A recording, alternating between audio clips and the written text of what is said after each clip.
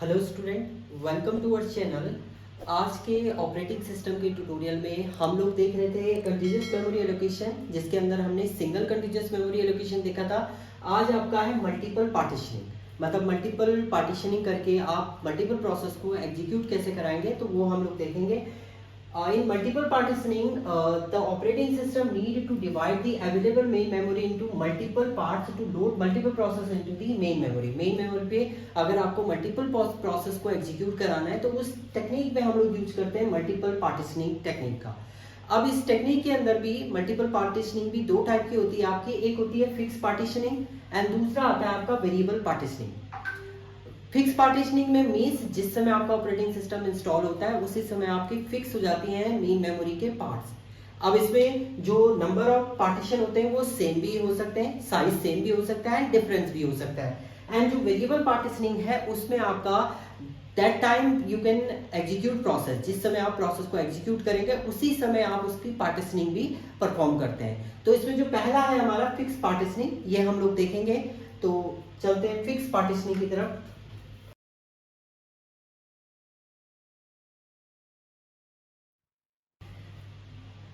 So first technique है हमारी fix size partitioning. So fix size partitioning scheme में सबसे पहली कंडीशन ये है, in this technique it is also known as a static partition. इसे स्टैटिक पार्टीशन भी बोलते हैं क्योंकि पार्टीशन आपका पहले से डिसाइड रहेगा। दूसरी condition, in this scheme the system divide the memory into fix size partition. तो सिस्टम मेमोरी को डिवाइड करेगा फिक्स साइज पार्टीशन में, ये फिक्स रहेंगे, इसमें कोई चेंजेस आप नहीं कर सकते हैं। अब जो फिक्स साइज रहेंगे वो आपके मे और मे नॉट भी सेम साइज, वो सेम साइज के भी हो सकते हैं और डिफरेंट साइज के भी आपके हो सकते हैं। लेट हमारे पास मान लीजिए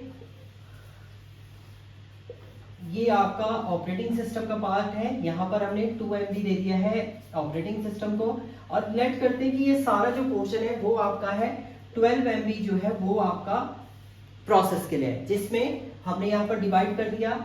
ये 2 MB का स्पेस है,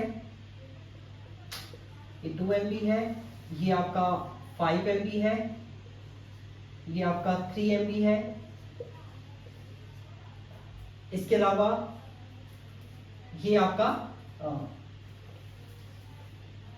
इसको हम लोग ले लेते हैं, ये आपका टोटल हो गया है कितना, 12 में से 10 MB ये हो गया है, 2 MB आपका ये है।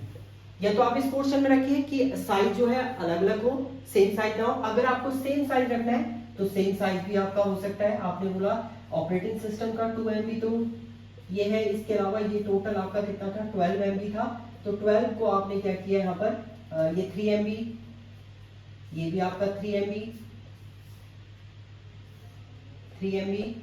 एंड ये भी आपका क्या हो जाएगा, 3 MB का हो जाएगा। तो यहाँ पर ये कंडीशन, द पार्टीशन में और मे नॉट बी, या तो वो सेम साइज के होंगे सारे या आपके डिफरेंट साइज के भी हो सकते हैं। अब कोई प्रोसेस आपका आ रहा है, मान लीजिए आपके पास प्रोसेस जो है P1 P2 P3 P4 ये एग्जीक्यूट होने के लिए आ रहे हैं। P1 को एग्जीक्यूट होने के लिए आपके पास ये 2 MB, P2 को एग्जीक्यूट होने के लिए भी 2 MB चाहिए, P3 को एग्जीक्यूट होने के लिए 1 MB की जरूरत है एंड P4 को एग्जीक्यूट होने के लिए 8 MB की जरूरत है। या आप बोल सकते हैं इसको एग्जीक्यूट होने के लिए आपके पास 3 MB की जरूरत है। तो सबसे पहले देखिए P1 आया, अभी हम इस वाले पार्टीशन की बात करें जिसमें आपने वेरिएबल साइज इसका लिया हुआ है। तो 2 MB आया, उसने देखा 2 MB से मिला, P1 यहाँ पर क्या हो जाएगा आपका एग्जीक्यूट हो जाएगा। तो P1 को स्पेस मिला, यहाँ पर P1 एग्जीक्यूट हुआ, कंप्लीट एग्जीक्यूट हो गया, इसमें कोई मेमोरी का वेस्ट नहीं हुआ। दूसरा P2 आया, कंटीन्यूअस मेमोरी एलोकेशन है तो नेक्स्ट प्लेस पे P2 आएगा, P2 यहाँ पर एग्जीक्यूट हुआ और ये 2 MB ही इसने एग्जीक्यूट होना है। अदर वैल्यू इसने क्या कर दी, यहाँ पर 3 MB जो है आपका वो क्या हो गया, यहाँ पर ये यूजलेस हो गया। सेम P3 आया, नेक्स्ट पोर्शन P3 को मिला, यहाँ पर P3 एग्जीक्यूट हुआ, इसने 1 MB एग्जीक्यूट होना था तो 2 MB इसमें भी क्या है, यूजलेस हो गया, यहाँ पर ये एग्जीक्यूट नहीं होगा। एंड लास्ट आपका P4 है, इससे कितना एग्जीक्यूट होना है, 3 MB एग्जीक्यूट होना है। अब आपके पास जो स्पेस है वो केवल 2 MB है तो P4 तो एग्जीक्यूट नहीं हो सकता है। तो जब आपके ये एग्जीक्यूट हो रहे हैं, जो ये स्पेस बच रहा है इनको बोलते हैं हमारे स्मॉल, जब फिक्स पार्टीशन में होल बच जाते हैं तो इसे बोलते हैं हम मेमोरी फ्रेगमेंटेशन।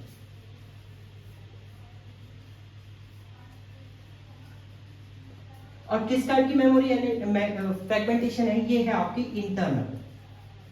जब आप एग्जीक्यूट करें कोई प्रोसेस को उस समय आपकी मेमोरी फ्रैगमेंट हो रही है, that is called as a internal fragmentation. तो हम लोग बोल सकते हैं जब आपका फिक्स पार्टीशन में जब आप प्रोसेस को एग्जीक्यूट करते हैं तो कंडीशन आती है आपकी इंटरनल फ्रैगमेंटेशन की कंडीशन जो है वो जनरेट होती है। अब मान लीजिए आपके पास P4 प्रोसेस आया, बट आप देख रहे होंगे यहाँ पर आपका 3 MB है, बट आप उसे यूज नहीं कर सकते। क्यों? क्योंकि ये मेमोरी कंप्लीट तो आपकी P2 को एलोकेट थी, जिसमें से 3 MB आपका बचा हुआ है। यहाँ पर भी एग्जीक्यूट नहीं करते, यहाँ पर भी नहीं कर सकते हैं। तो इस कंडीशन में P4 को आप यहाँ पर एग्जीक्यूट नहीं कर सकते हैं, तो इसे आपका बोलते हैं एक्सटर्नल फ्रैगमेंटेशन। स्पेस तो है आपका, बट आप एग्जीक्यूट नहीं करा सकते प्रोसेस को, तो ये कंडीशन आती है आपकी एक्सटर्नल फ्रैगमेंटेशन की। प्रॉब्लम जो है आपकी जनरेट होती है फिक्स पार्टीशन में। तो ये इसकी डिसएडवांटेज भी हम लोग बोल सकते हैं कि आपका इंटरनल फ्रैगमेंटेशन हो जाता है। दूसरा, एक्सटर्नल फ्रैगमेंटेशन तब आ जाता है जब कोई प्रोसेस एग्जीक्यूट होना चाह रहा है बट उसको उतना स्पेस नहीं मिल रहा, जबकि आपके पास जो होल है वो बचे हुए हैं, डिफरेंट होल आपके पास बचे हुए हैं जिसमें आप उनको एग्जीक्यूट करा सकते हैं। तो उस केस में आपका एक्सटर्नल फ्रैगमेंटेशन की कंडीशन जो है वो जनरेट हो जाती है। तो ये इसके ड्रॉबैक है। एंड अगर आप एडवांटेज की बात करें तो मल्टीपल प्रोग्राम को आप एग्जीक्यूट कर रहे हैं, इजीली आप इंप्लीमेंट कर सकते हैं, कंटिन्यूअस वे में आप एग्जीक्यूट करें, ये तो आपके इसके एडवांटेज हो जाएंगे। डिसएडवांटेज की बात करेंगे तो सबसे पहला डिसएडवांटेज यही है इसका, इंटरनल फ्रैगमेंटेशन इसमें जनरेट होती है। दूसरा, आपका वास्ट अगर कोई लार्ज साइज का प्रोसेस आ रहा है तो उसे एग्जीक्यूट आप नहीं कर सकते हैं। तीसरा आपका ये है कि एक्सटर्नल फ्रैगमेंटेशन की कंडीशन है, स्पेस आपका, बट आप प्रोसेस को एग्जीक्यूट नहीं करा सकते हैं, तो वो आपका इसका एक्सटर्नल फ्रैगमेंटेशन की एक प्रॉब्लम जो है जनरेट होती है। तो ये था आपका फिक्स पार्टीशन की कंडीशन। फिक्स पार्टीशन में आप दो टाइप से पार्टीशन कर सकते हैं, या तो साइज वेरी करेगा या आपका सेम साइज भी हो सकता है। जितने भी पार्टीशन किए उनका सेम साइज भी आप रख सकते हैं। तो ये कंडीशन थी आपकी फिक्स पार्टीशन की। नेक्स्ट ट्यूटोरियल में हम लोग देखेंगे आपका वेरिएबल पार्टीशन कैसे होता है। Thank you student.